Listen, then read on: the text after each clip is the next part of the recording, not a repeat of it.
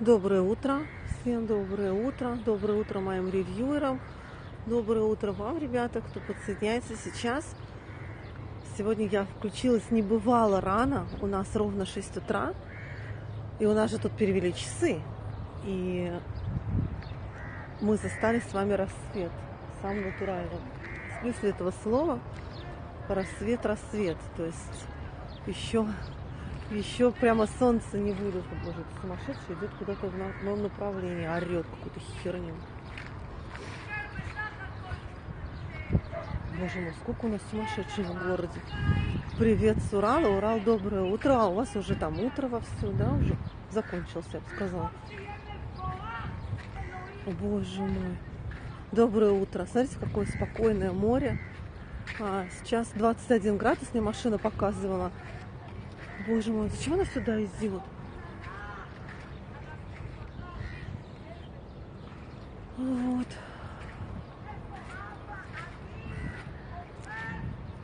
Боже мой.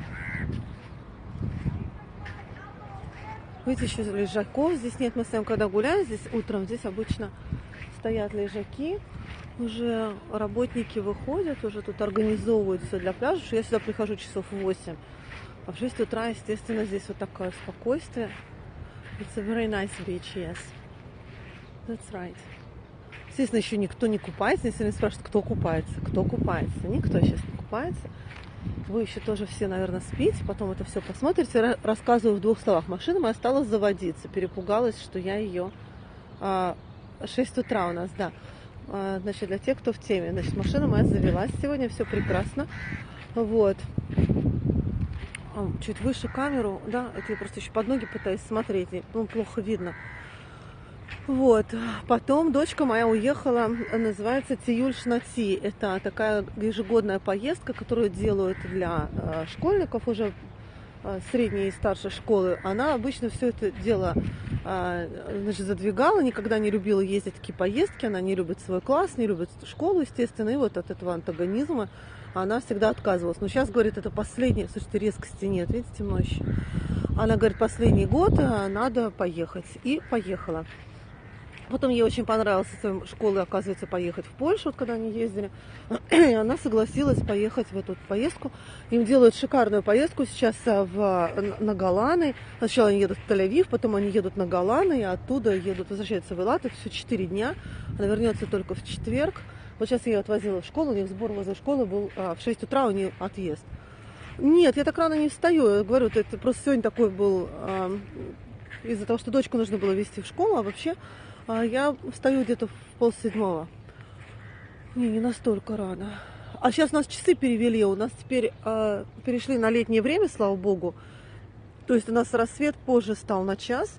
И, соответственно, ну, световой день переместился вечером светлее. Это хорошо, потому что для туристов, я уже это говорила и не раз, и вообще зимнее время в курортных странах это вообще какой-то бред сумасшедшего. Что они экономят на этом, вообще непонятно.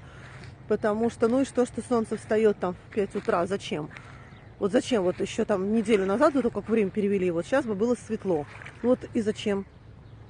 Предприятия все равно раньше 7-8 не начинают работать. К чему этот был рассвет? А люди, которые здесь отдыхают, допустим, приходят после обеда, ну, люди на пляже, да, потом они идут обедать там в час, в 2, потом отдохнуть хотят после обеда, после пляжа, час-два. И вот сейчас бы им пойти после этого еще раз на море сходить, таки да, что нет, потому что уже темно. Ну, по крайней мере, уже сумерки наступают там в 4-5. Но я считаю, что для курортных стран, курортных городов это вообще запретная тема. Вообще нельзя делать. Ой, котик сидит. В этот раз живой котик. Помните, мы видели здесь мертвый котик. Что-то ест там даже. Ой, вот. Такая у нас сейчас красота. Вообще, конечно, супер. Я даже вчера купалась в бассейне. У нас уже. Мы находимся на самом юге Израиля. В Израиле, на самом юге, в городе Илате, на Красном море. Вот это залив Красного моря. Да, в 5 темнеет. И уже неинтересно, да. И как бы у тебя полдня остается, и ты вроде как бы поспал, там после обеда отдохнул, и вроде как вот самое время сейчас бы это куда-то пойти еще раз на пляжик сходить, а уже и не сходишь. То есть сходить-то можно, а толку никакого.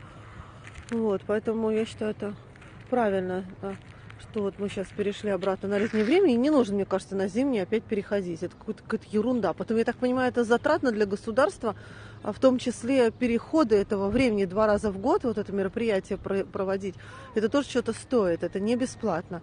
Зачем это делается, вообще не понятно. Я не понимаю, какая здесь экономия. Вот я не понимаю, зачем в 6 утра нужно, чтобы было светло. Песок мягкий. Здесь, кстати, вот песчаный пляж, но песок этот привозной. Здесь это не очень хорошее. Да, в России установили одно время, я знаю, это очень здорово. Медведев хоть что-то сделал, да, за время своего там пребывания президентом. Здесь песок не очень хороший. Видите, пляж не убирают, тут какие-то пачки сигарет. У нас, во-первых, ну, тут выходные дни же, да, только прошли. То есть тут еще накидано. Не все люди пользуются урнами. Вот, хорошие пляжи ближе к Хэротс, вот ну, ближе к Иордании. Вот там прям мягенький, мелкий песок. Пойдемте, я кофе себе возьму, раз мы уже здесь. Смотрите, это у нас занятие для пожилых людей. Вот они там впереди нас на лужайке. Смотрите, какие лапочки. Ой, вон моя уборщица там. Молодец какая. Ой, молодцы какие, занимаются. Надо идти отсюда быстрее. Там моя горничная в этой группе. Дергает локоточками. Молодцы какие, а? Вчера тетка, с которой я тоже на своей благотворительности была, ну, может, там по несколько человек, у нас обычно минимум 2 в смене. Она опоздала, я думаю, я буду одна, потому что дядя Нафтали, наш религиозный дедушка, который там починкой оборудования занимается, он не пришел, я была одна сначала. Потом она приходит такая взмыленная, говорит: ой, я была на йоге. А она там с утра уже на йогу там сходила. Такие у нас люди, которые не работают, они такие все активные, не то что я. Кстати, вода как в блюдце стоит, вообще штиль полнейший, потому что северный ветер. Как во Вьетнаме с 5 утра уже на пляже машет руками, ногами. Ну там тоже йогой, наверное, да, все занимаются.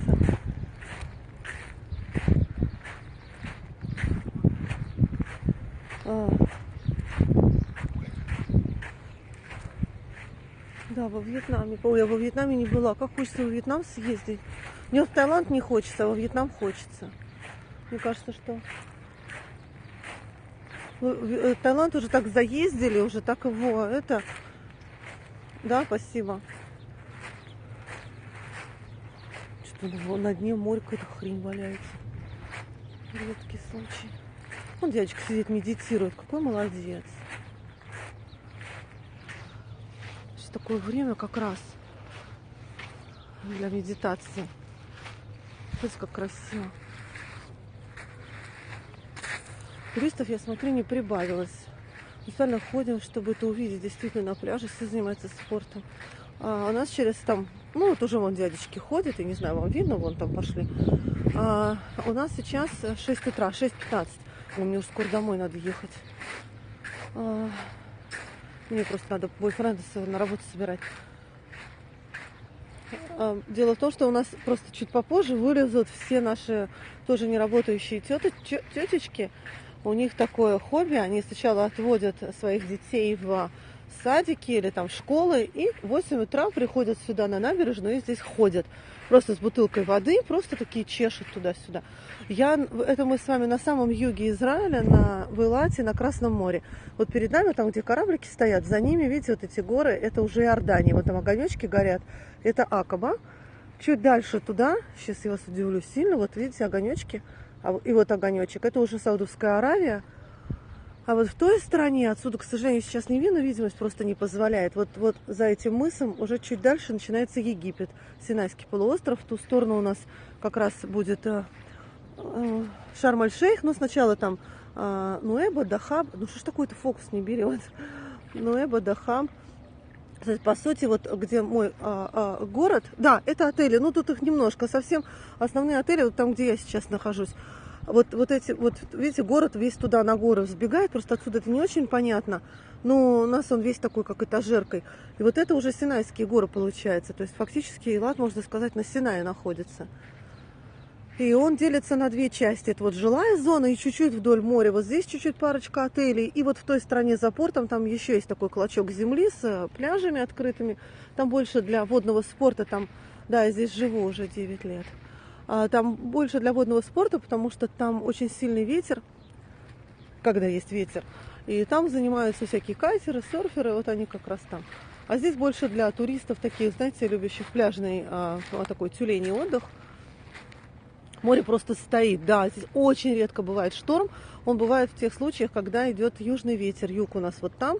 И когда нам сюда дует с Индийского океана ветер, то тогда поднимается волна. В основном здесь северный ветер, то есть он наоборот сгоняет как бы верхний слой воды, сгоняет наоборот от берега, поэтому такое ощущение, что море стоит.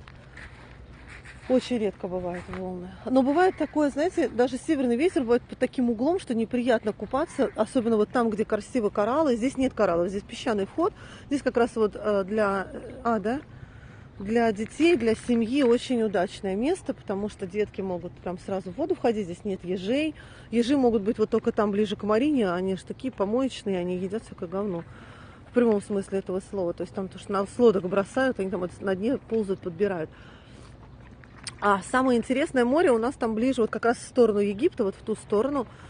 Там кораллы, ну уже начинаются вот эти все синайские дела.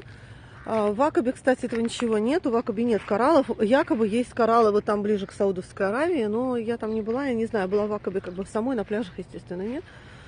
Вот. Здесь хорошее, в принципе, ныряние. Может быть, не такое, конечно, как в Шарм-эль-Шейхе. Почему лайки такие? Какие? Это холодильнички. Это я поставила хэштег, называется Easter Egg. Ну, как бы Пасха же сейчас, все дела. Это католической Пасхи был такой хэштег.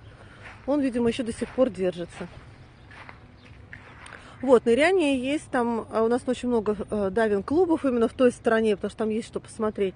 Ну, там нету таких каких-то реков там или еще что-то. Просто кораллы, некоторые коралловые рифы специально сохранены. Не то, что они искусственные.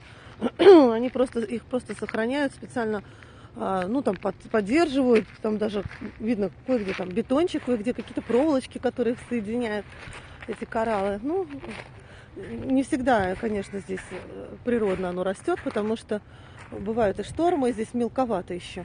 Хотя глубина залива, даже вот в этом месте, где-то в середине залива, ну, я просто помню, с лодки Холотом мы мерили, 1,5 километра просто свободно вот там вот, на выходе из Израиля. Никто Black Label не хочет утречка, с утречка попить. Кошмар, какие-то свиньи были здесь. Так, посмотрим, если кофе можно зацепить. Как кафе открыто, пойду возьму кофе. Если нет, пойду обратно к машине. Кстати, набережная еще совершенно пустая, никого нет. Это кусок такой некрасивый, на самом деле, набережной. Пожалуйста, спасибо вам. Раньше здесь было куча палаток. У нас же в Израиле непреклонное право собственности в том смысле, не ожидала, что такие высокие ступеньки, сори. Видите, никого еще нету. И здесь были палатки, которым, ну, как ларьки такие, которым разрешили здесь торговать. Они стояли вот здесь, эти желтые линии. Вот до сих пор вот так были палатки. Здесь было просто не пройти, особенно когда много народу на празднике. Здесь просто было такое, как давка, как в метро в Москве в час пик. А потом, когда смотришь в Сибири, все красиво, это точно. Нет, здесь вообще просто ужас какой-то. Сейчас мы пройдем быстро это. Реклама пройдет быстро. Вот, и все-таки купаются, конечно купаются. Просто сейчас еще некому купаться, еще все спят.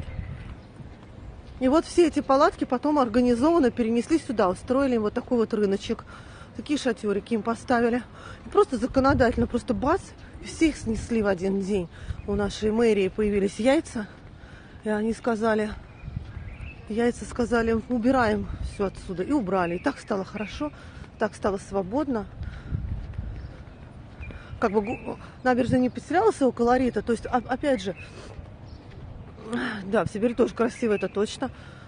Да, еще просто, ну как, сейчас какое межсезонье, в Сибирь как раз красиво зимой и летом, весной и осенью, наверное, тяжело как раз. Посмотрю, кофе-то открыто был. Хочу в Наарию. Были в Наарии, да? В Наарии вообще очень классно, потому что Наария — это самый север Израиля, рядом с ливанской границей, для тех, кто не знает, это Средиземное море, самая как бы северная наша часть Средиземного моря. Очень климат похож на Турцию. Похож на Кипр, Турцию, что такое среднее. Там горы рядом, Очень красиво там. И пляжи шикарные, и народу мало. В общем, все, 3 в одном. Естественно, они открыты. Во сколько они открываются? Это город Эйлат на Красном море, на этот самый юг Израиля. Наша Марина. Сколько времени, интересно, я успею до дома-то доехать? Я иду в Кофекс. Это у нас такая сеть кофеен сейчас открылась по всему Израилю. Называется Кофекс. От слова фикс. Тут фикс прайс. Все стоит 5 шекелей. То есть салат, кофе, булка. Все, что хотите, стоит 5 шекелей. А вон потох, интересно. Бокер טוב, אתה פתוח? יופי, אפשר קפה? יופי. כמו סמי жизнь. כן, רגיל, קטן. לא, אותך, את המקום. כן, ברצינות. מה זאת אומרת למה? זה פריסקופ, אתה לא מכיר? זו תוכנה כזאת שאתה עושה שידור חי לכל העולם. כל העולם עכשיו רואה את זה? רק 15 איש, כי כולם עדיין ישנים. לא, מה? Вот, это гостиница Хилтон. Кен, какой странный язык. Это иврит, а это иврит называется язык, да. А где море? Вот оно в этой стороне. Сейчас мы вернемся, сейчас кофе возьму. Слушайте, я встала в 5 утра. Очень хочется спать. Это Марина, вот там вот все наши яхточки стоят. Да, язык странный, но можно привыкнуть, можно даже выучить. Ля-ля-ля, альти-да, какой беседа. Быстро говорю на иврите, да, или на русском? На русском тоже могу быстро говорить. Иврит простой язык, когда понимаешь алгоритм, вот этот грамматический его схватываешь, тогда и слова легче запоминаются, уже можно выучить его. Но, конечно, очень сложно на иврите, очень сложно начать на нем говорить, потому что там все наоборот. Ну, не то чтобы через одно место, но все по-другому. Что говорят, что они пишут справа налево. И не, он не говорит по-русски. Хотя в Израиле каждый 5-й человек говорит по-русски. Да, я живу здесь 9 лет. Помните, как у Высоцкого еще было? Там на четверть наш народ. Ну, не на четверть, часть уехала из той четверти. Короче, где-то здесь каждый 5-й говорит на русском. 20% здесь русскоязычного населения. То есть из стран бывшего СНГ. Соответственно... Здесь очень просто найти того, кто себе... Да, я жила в России. Попасть можно ли визу из Египта в Израиль? Конечно, можно. А если у вас российское или украинское гражданство, по-моему, даже белорусское сейчас можно безвизовый въезд в Израиль. Ну, с туристическими целями имеется в виду до 3 месяцев. И то это как бы по решению пограничника. Ну, в основном, да, они дают без проблем, визу ставят. На месте, как в аэропорту виза получается. Не то, что это безвизовый въезд, просто виза ставится в аэропорту. Что значит, где лучше? Где лучше что? Йофи, куда? Йофи, куда?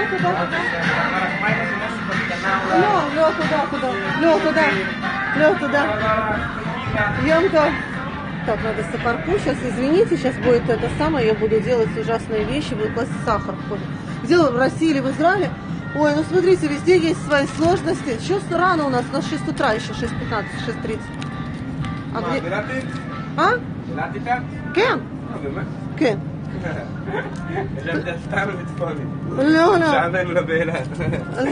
לא, אני אילתי. יש כאלה שמשעמם. כן, אין מה לעשות פה הרבה, זה נכון. זה נכון. בבוקר, 5 בבוקר. לא, פשוט בת שלי עכשיו נוסעת לטיול שנתי, הבאתי אותה לבית ספר, ועכשיו יצאתי לטייל. נכון. גם לך מגיע לטייל, אבל. זהו, בדיוק. אז אין לי מה לעשות עכשיו, כבר ככה התעוררתי ב5 בבוקר, מה לעשות? קפה על החוף. Он думал, что я туристка. Нет, вы знаете, вот нет, нифига не кадрит. Дело в том, что... Не, он мне в дети годится. Дело в том, что как бы вообще восточные мужчины, они очень такие теплые. Они роцели, ротутаху. На иврите слабо написать. Дело в том, что израильские мужчины, вообще любые, неважно какие, они очень радушные, очень теплые. Я помню, приехала в Южную Америку и ожидала, южноамериканцы, сейчас там эти мачо вообще, что там будет не пройти. Да сейчас, они все глаза прячут, вообще какие-то холодные, страшные. По сравнению с нашими израильтянами вообще никакие. Нет, я не еврейка сама, я русская.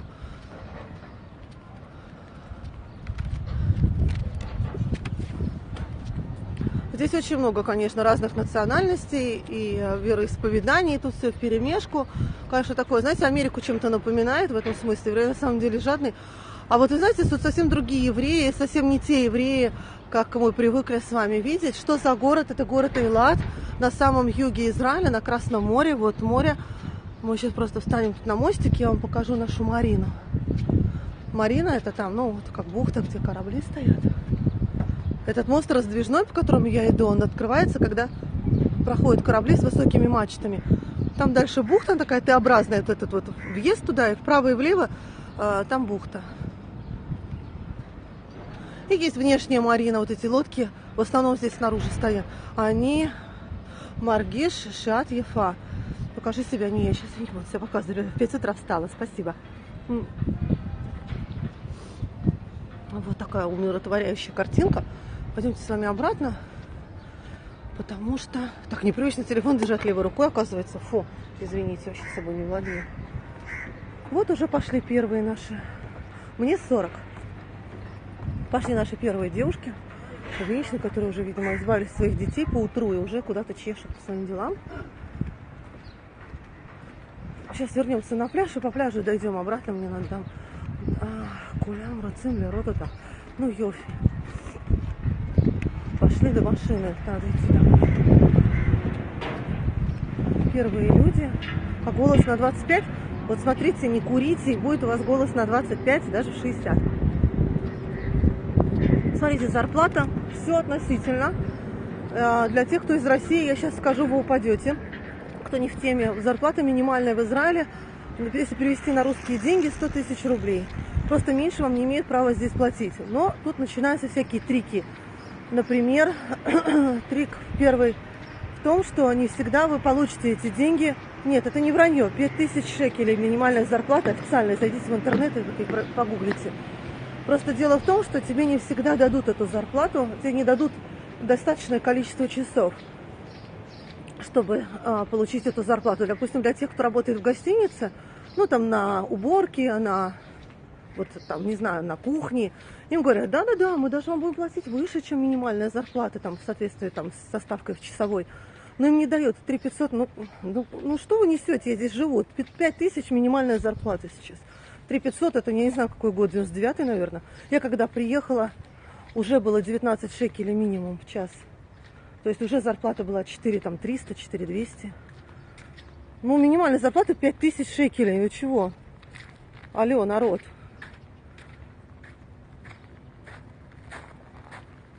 Вот, продавец. То есть вы не можете платить меньше, чем 27 шекелей в час. Соответственно, это минимальная зарплата. Только другой вопрос, что если... Ути моя хорошая пришла. Да, что такое? Что за крики, Арабокер? Люди добрые. Может быть и добрые, не знаю. Сейчас как-то пройти, чтобы не упасть. Вот, так что минимальная зарплата, да, она 5000 шекелей. Но я говорю, что не всегда ее получают. И это, конечно, неквалифицированный труд. Я заметила, что у вас все курят. 20... Да, зайдите, пожалуйста, в Google, значит, на иврите наберите, если вы с Израиля, какая минимальная ставка в час. 26,75 шекелей в час. Минимальная зарплата. Израиль дорогая страна. Да, соответственно, и жизнь дороже, потому что высокий уровень жизни, конечно, высокий, ничего нельзя сказать. Уровень жизни здесь выше. Все соответственно. Потом, привет из Астаны. О, здравствуйте. Потом не забывайте еще такую вещь, что в Израиле работают больше за ту же минимальную зарплату, но работают больше, чем в России. В России 168 рабочих часов в месяц, а в Израиле 188. Или 186, там зависит тоже от лунного календаря. И никакого сервиса за эти деньги. Да, это наша гостиница, это притча во языцах. Какой хороший пляж здесь сделали. Я служил в Израиле. Окей. Так значит, сейчас вы не живете в Израиле.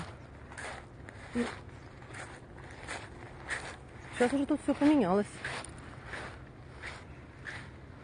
Да, там, знаете, вот в этом смысле с сервисом вообще все проблема большая.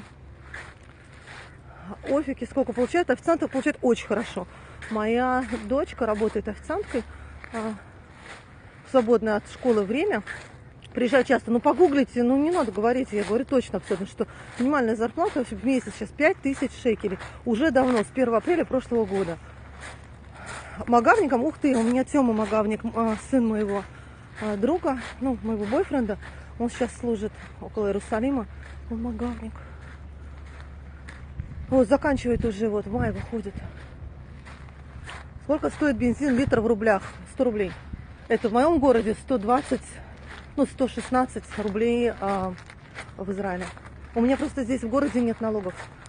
Правильно, 5,69, все верно. У меня 5. Я просто, может, извините, никакого игнора. Я просто, может, вопрос не видела. Я тут, видите, какой дорогой иду. Бензин стоит 5 шекелей у меня, 5,69 на севере страны, может, 5,5 сейчас. Сейчас понизили чуть-чуть бензин. Да. Это 100 рублей. А я сейчас, да. Ну, потому что в этот момент посмотрела на экран. Так, я сейчас забаню за всякую хрень. Хотите вопрос задать? Задавайте. Вот он плывет. А вы говорите, не купается. Вот купается дядечка. Просто еще нет никого. Вон там тоже люди впереди заходят в воду, вам просто не видно далеко. Вот. Где купаться? Нет, надо домой ехать. Вода теплая очень. У нас вода всегда здесь около 23, минимум 23 градуса, 24, 25 в этом году. Мне 40. Холодно? Нет, не холодно вообще. Я думаю, что сейчас уже... Вот показывает вот эта будка 18 градусов. На будке спасателей написано. О, что-то они там поют, прям зашли в воду и кричат что-то.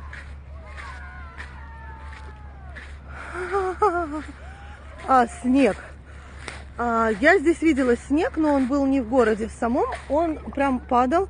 И прям вообще в декабре можно купаться. И лег вот на эти все горы. Все горы были в снегу, вот эти в Иордании. Но они выше, чем наши гораздо. Русские поют. Нет, кстати, это были не русские. Ну, сейчас поближе подойдем, послушаем.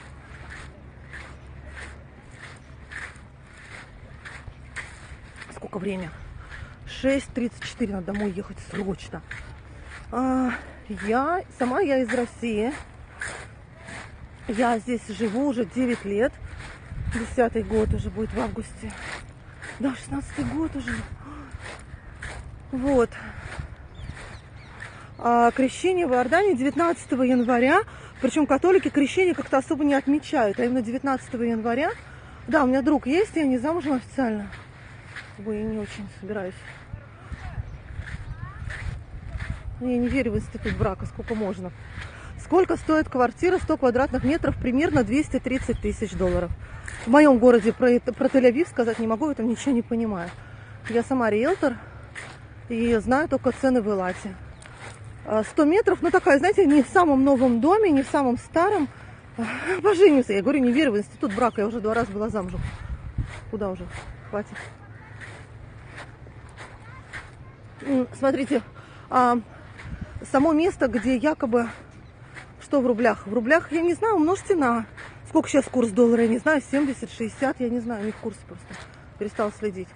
Когда была в России, сейчас 2 недели назад, доллар был 70, 71 я меняла. Сейчас не знаю сколько. Он все время прыгает же туда-сюда.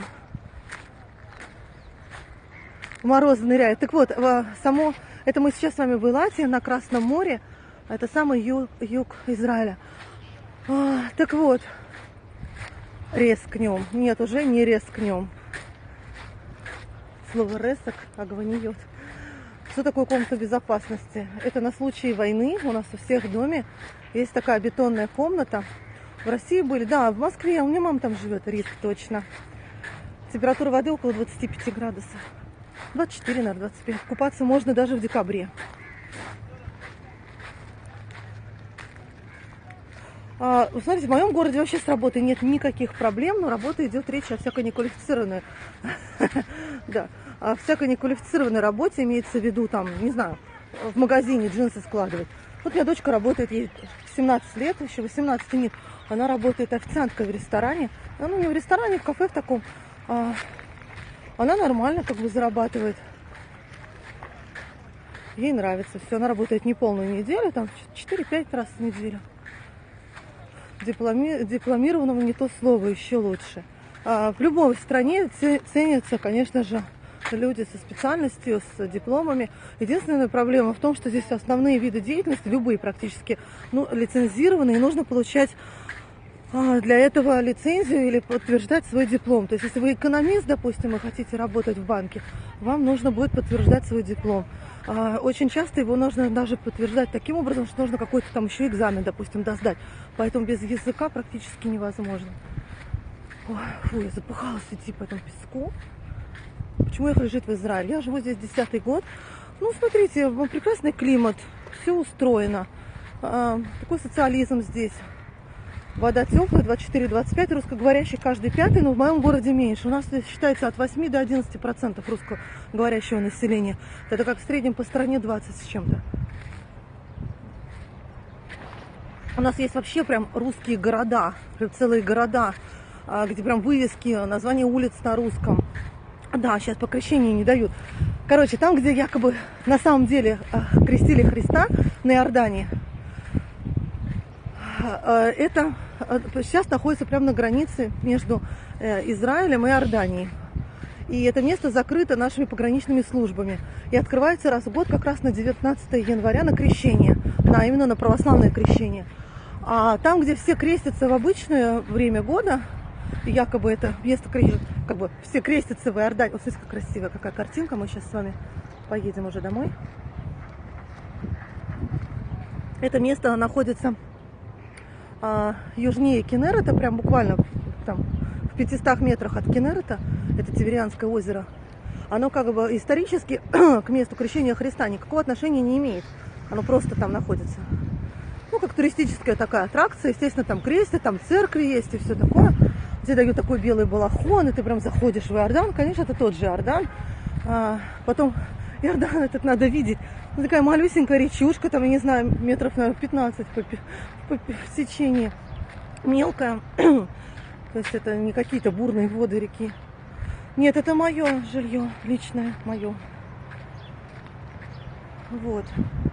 Так что квартира такая. Насчет работы. Какой язык нужен, английский или иврит? Знаете, в любую страну, в которую вы приезжаете, вы должны учить местный язык. Это a must. Вы не можете по-другому. Страна Израиль, самый юг. Вот мы с вами были сейчас на море, сейчас поедем обратно домой. Конечно, болеем. От кондиционеров мы больше всего болеем.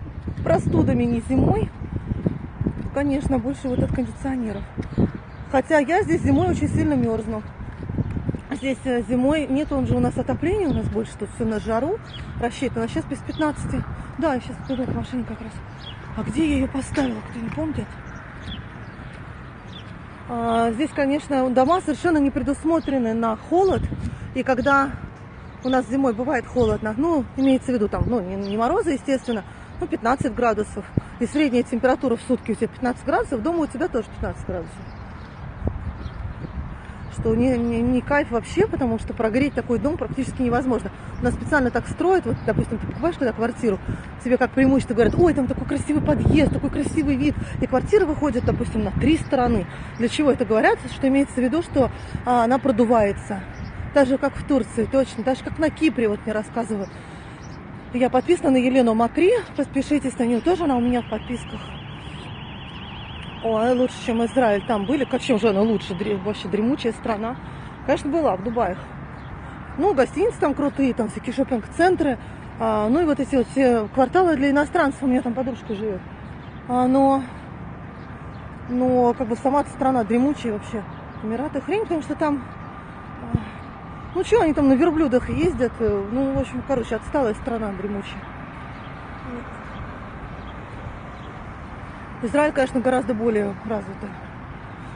В первую очередь хотя бы просто тем, что здесь... Сейчас посмотрим, как моя машина в очередной раз заведется.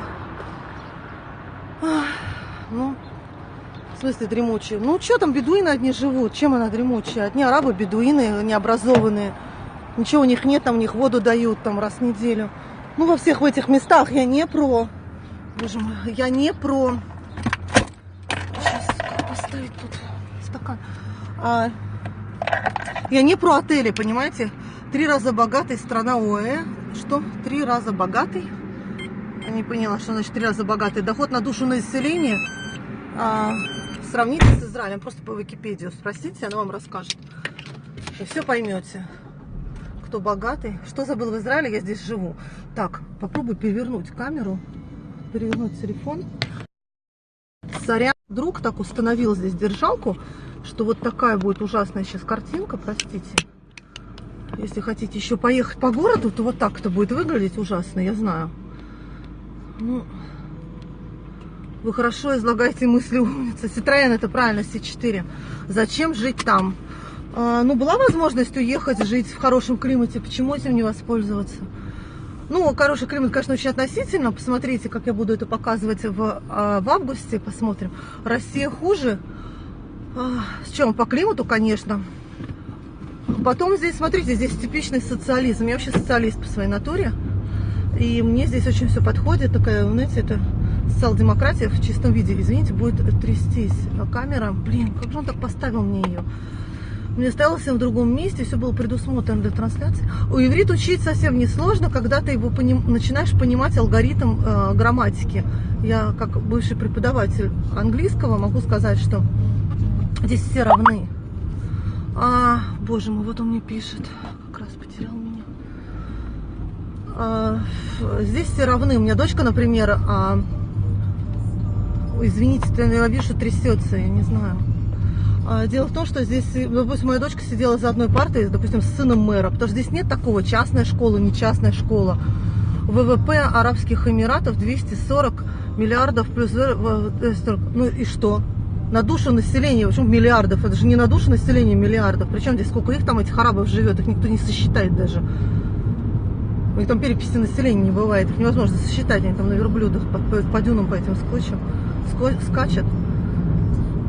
В Израиле очень много тратится, конечно, денег на оборону, но вот сейчас была статистика патентного бюро, да, IP, значит, почему лайки холодильники, вот, то, соответственно, там было понятно, сколько, какую страну, да, не Израиль, это дно, да, дно чего, это интересно.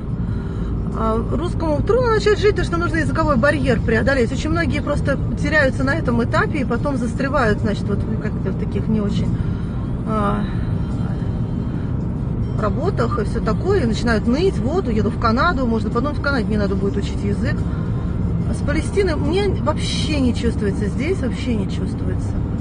Потому что мы на самом юге, до нас вообще ничего не доходит. Доброе утро. Душа населения 150 тысяч долларов в ОАЭ. Да вы что?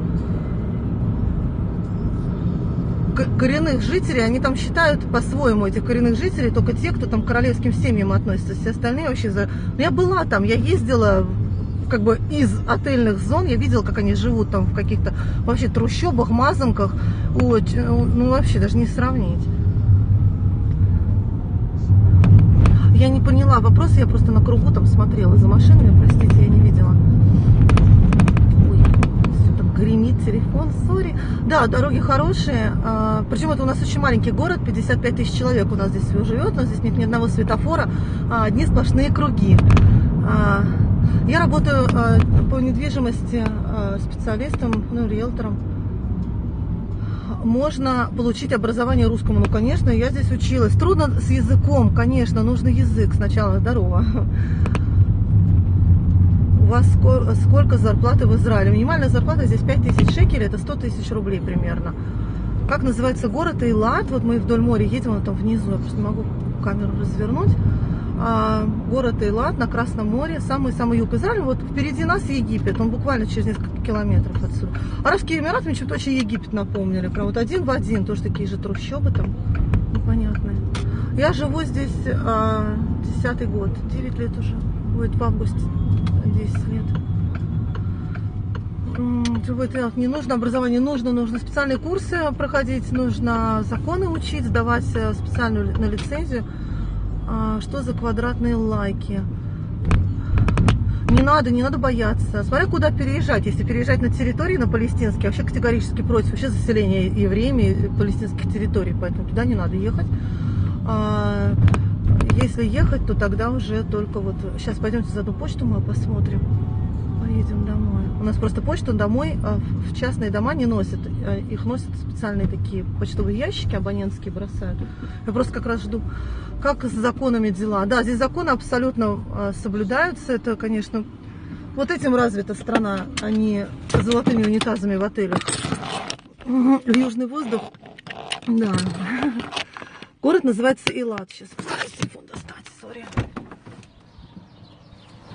Так, а где моя... Ой, извините, извините. Извините за картинку, извините. Сейчас пойдем почту проверим. У нас вот почту ставят в такие ящички. Да, в топе. Зачем это мне? Я уж так давно вещаю. Вот такие ящики у нас ставят почту. То есть какой мусор еще. Вид на жительство. Смотрите, в Израиле вид на жительство получают те, кто... Опа! Мне пришло что-то. Смотрите, сколько всего тут мне пришло. Надеюсь, что-то важное. Дело в том, что у нас, как правило, получают гражданство. Это те, кто имеет право по закону о возвращении. Это евреи, дети евреев, внуки евреев, а также их супруги. Мне 40. Вот. А вид на жительство получают, допустим, те, кто женился или вышел замуж за гражданина Израиля. Допустим, вы, допустим, россиянка, хотите выйти замуж за гражданина Израиля. Неважно, он еврей или русский, просто у него есть гражданство. Нет, я сама не еврейка. То вы пройдете поступенчатую процедуру получения гражданства, которая означает, что вам 5 лет ждать гражданства, то есть синего паспорта. Если они евреи, то какое будет ко мне отношение при производстве? Абсолютно нормальное. Да, они вам завидуют, сидит в деревне, пишут с печки. Сейчас пойдут кур кормить. Да, про что? Про Эмираты? Ну, наверное. Как и в России. Вы знаете, дело в том, что, да, и пятиступенчатую процедуру получения гражданства проходит 5 лет. На самом деле в правах при этом никто не ущемлен. Те люди... Да, я замуж вышла. В каких городах больше русских? Да, очень много таких городов, я в них тоже... Не, я вышла замуж давно, еще 100 лет назад, сколько уж, 19, наверное, лет назад, за парня, у которого была возможность переехать в Израиль. Мы там через 10 лет потом переехали. Как бы изначально даже и не собирались. Вот почему он оставил на задней скорости машину? Ну что за дебил? Ой, боже мой, богатость земли.